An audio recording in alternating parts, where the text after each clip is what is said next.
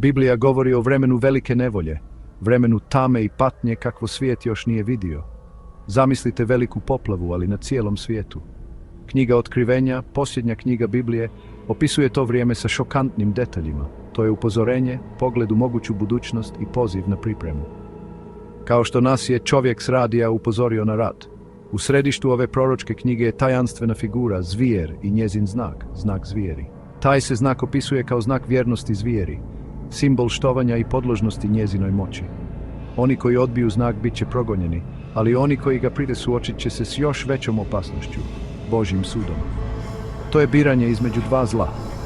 Stoljećima se raspravljalo o značenju znaka zvijeri, baš kao i o značenju noćne straže.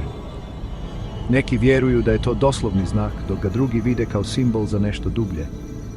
Ali u našem svijetu, koji se stalno mijenja, s tehnologijom koja se razvija neviđenom brzinom, proročanstvo o znaku zvijeri dobiva novu uznemirujuću dimenziju. Sjetite se pojave chip-nip kartice. Tko bi to ikada pomislio? Otkrivenje 13. poglavlje slika nam zastrašujuću sliku zvijeri, lika ogromne moći i velike zloće koji će doći na vlast na kraju vremena. Ova zvijer će zavesti narode i zahtijevati štovanje i poslušnost. Vodit će rat protiv Božjeg naroda i pokušati uspostaviti svoju vlast na zemlji. Mnogi znanstvenici vjeruju da zvijer nije pojedinac, već sustav, globalna struktura moći koja će nastati u posljednjim danima. Zamislite nešto poput Ujedinjenih naroda, ali s puno većom moći. Taj će se sustav odlikovati svojim otporom prema Bogu, progonom vjernika i pokušajem da zamijeni Božji autoritet svojim vlastitim. Biblija nam kaže da će zvijer imati dva roga poput janjeta, ali će govoriti kao zmaj. To sugerira varljiv izgled poput vuka u janječoj koži. Nešto što na prvi pogled izgleda nevino, čak i korisno, ali će na kraju otkriti svoju pravu destruktivnu prirodu. Kao lijepe riječi nekog prevaranta, ali sa zlim namjerama. Ova dvojnost je važna za razmatranje kada promatramo svijet oko sebe. Napredak umjetne inteligencije, iako obećavajući na površini, mogao bi se koristiti za mnogo mračnije svrhe nego što možemo zamisliti. Potencijal za kontrolu, manipulaciju, pa čak i uništenje na globalnoj razini je neosporiv. Otkrivenje 13. poglavlje, stihovi 16 do 18, kaže: I učini da se svima, malima i velikima, bogatima i siromašnima, slobodnima i robovima, dade žig na desnoj ruci ili na čelu, da nitko ne može kupovati ili prodavati osim onoga koji ima žig, ime zvijeri ili broj imena njezina. Ovdje je mudrost. Tko je razuman, neka izračuna broj zvijeri, jer to je broj čovjeka, a broj njezin je 666. Ovaj odlomak ne opisuje žig zvijeri kao jednostavan simbol, već kao instrument ekonomske kontrole. Oni koji odbiju žig bit će isključeni iz sustava, neće moći sudjelovati u trgovini ili društvu. Sjetite se kako je bilo tijekom korona krize s QR kodovima. Kroz povijest su različita tumačenja pokušavala dešifrirati značenje žiga, često ga povezujući sa specifičnim vođama ili carstvima, poput na primjer Rimskog carstva ili Španjolske inkvizicije. Međutim, niti jedno od ovih tumačenja nije univerzalno prihvaćeno, baš kao što se ljudi ne slažu tko je krtica u emisiji Tko je krtica. Ono što je važno jest temeljna poruka. Žig predstavlja odanost sili koja je protiv Boga, sili koja zahtijeva apsolutnu lojalnost i poslušnost, kao nekad kod NSB-a. To znači odbacivanje Božjeg autoriteta i prihvaćanje vladavine zvijeri. Otkrivenje 13. poglavlje također govori o kipu zvijeri koji će biti napravljen, kipu koji može govoriti i koji će uzrokovati da oni koji ne obožavaju zvijer budu ubijeni. Ovaj kip bi mogao biti doslovni kip ili slika, ali bi mogao biti i nešto dublje, sustav vjerovanja, ideologija ili čak tehnološki entitet koji utjelovljuje volju i moć zvijeri. U našem vremenu napredne tehnologije ideja o kipu zvijeri dobiva potpuno novu dimenziju. Okruženi smo slikama, na našim ekranima, u našim medijima, čak i u našim vlastitim mislima. Ove slike oblikuju naše misli, naše želje, pa čak i naše razumijevanje svijeta.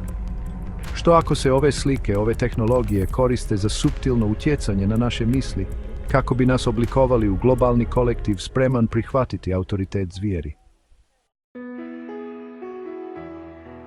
Ne možemo poreći da je tehnološki napredak donio čovječanstvu mnoge koristi. Od medicinskih otkrića do brze komunikacije, Tehnologija je poboljšala naše živote na bezbroj načina. Zamislite samo kako je sada lako razgovarati s obitelji putem video poziva, čak i ako su na drugom kraju svijeta. Ali svaka nova inovacija nosi i potencijalni rizik od zlouporabe. Baš kao i izum tiskarskog stroja koji se mogao koristiti za širenje znanja, ali i propagande. Ista tehnologija koja nas povezuje može se koristiti za praćenje i kontrolu. Pomalo je to kao ona atmosfera veliki brat te promatra, ali u stvarnosti. Isti algoritmi koji personaliziraju naša online iskustva mogu se koristiti za manipuliranje našim mislima i ponašanjem. Sve više postajemo digitalna roba za tvrtke. Opasnost nije u samoj tehnologiji, već u tome kako se koristi i prije svega tko je kontrolira. To je kao ona tko se prvi uhvati, njegova djevojka, ali s podacima. Kako postajemo sve ovisni o tehnologiji, sve više se odričemo svoje privatnosti, autonomije, pa čak i humanosti. Prijetimo da ćemo postati robovi ekrana, baš kao oni ljudi koji su nekad bili prikovani za televizor. Zamislite svijet u kojem se prati svaka transakcija, prisluškuje svaki razgovor, analizira svaka misao. Zamislite svijet u kojem vam pristup informacijama, resursima, čak i osnovnim potrepštinama kontrolira središnja vlast. Možda zvuči kao znanstvena fantastika, ali temelji za takav sustav već su postavljeni. Digitalni novac, prepoznavanje lica, sustavi društvenog kreditiranja, to nisu samo tehnološke igračke. To su alati za kontrolu koje moćna sila lako može upotrijebiti kako bi dominirala svijetom. Žig zvijeri u ovom kontekstu može se promatrati kao simbol našeg dobrovoljnog podvrgavanja toj kontroli. Digitalni identitet koji nam omogućuje pristup sustavu, ali po cijenu naše slobode i na kraju naše duše. Važno je zapamtiti da nam Biblija ne daje točan datum ili detaljan plan o tome kako će se posljednja vremena odvijati. Proročanstvo nije tu da zadovolji našu znatiželju o budućnosti, već da pripremi naša srca za ono što dolazi. Međutim, ne možemo ignorirati upečatljive paralele između svijeta opisanog u Otkrivenju i svijeta u kojem danas živimo. Brzi tehnološki napredak, erozija privatnosti, uspon svjetskih sila, sve veće neprijateljstvo prema kršćanstvu. Svi ovi trendovi sugeriraju da živimo u vremenu neviđene važnosti.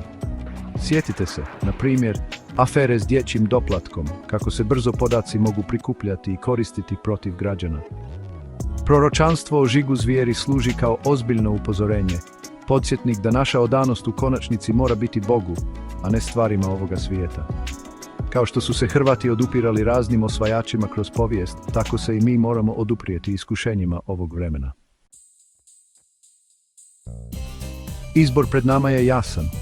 Možemo nastaviti putem tehnološke ovisnosti, odreći se svojih sloboda i svoje duše zbog primamljivosti, lakoće i kontrole. Ili možemo odabrati drugi put, put vjere, mudrosti i razlučivanja.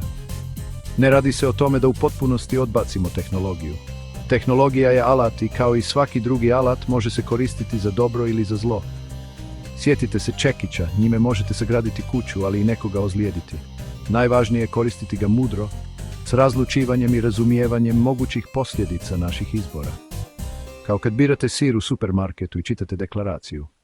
Moramo biti budni kako bismo čuvali svoje srce i kako bismo razlikovali istinu od laži, kao kad provjeravate čitate li lažne vijesti, i oduprijeti se iskušenju da svoje povjerenje stavimo u bilo što drugo osim u Boga. Došao je čas odluke. Događaji opisani u Otkrivenju Svetog Ivana možda se čine dalekima ili čak nevjerojatnima, ali Biblija nam kaže da će dan Gospodnji doći kao lopov u noći. Moramo biti spremni, ne sa strahom i tjeskobom, već s hrabrošću, nadom i nepokolebljivom vjerom u Boga. Podijelite ovu poruku s bližnjima. Pričajte o tome kao što dijelite novosti o nogometnim rezultatima. Ohrabrite ih da traže istinu, kao što biste ih ohrabrili da pronađu najbolje ponude tijekom velikih sniženja.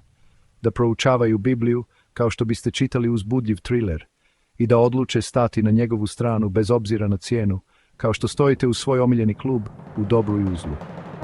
Žig zvijeri nije samo oznaka na koži, to je oznaka na duši. Mudro birajmo i ostanimo čvrsti u svojoj vjeri, kao što čvrsto stojimo iza svojih principa, jer je kasnije nego što mislimo. Već je skoro 5 do 12.